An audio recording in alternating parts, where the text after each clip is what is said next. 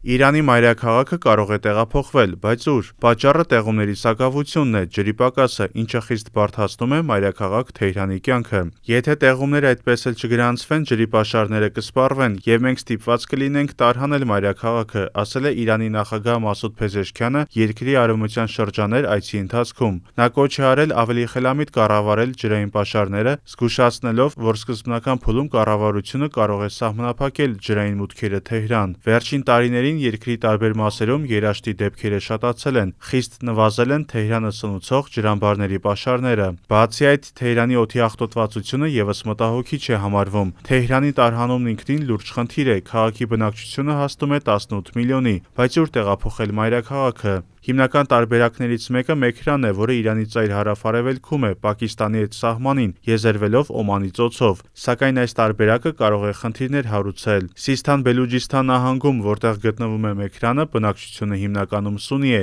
իսկ երկիրը շիա։ Թեհրանի տեղափոխման մասին քննարկումներ նախկինում էլ են եղել, սակայն դրանք ակտիվացել են հատկապես այս տարի։ Նախագահ Փեզեշքյանը խորհրդակցություններ է ունեցել Իրանի առաջնորդ Ալի Խամենեիի հետ։ Թեհրանը Իրանի մայրաքաղաքն է 1786 թվականից, երբ դեռ չէր էլ հիմնադրվել Ղաջարական դինաստիան։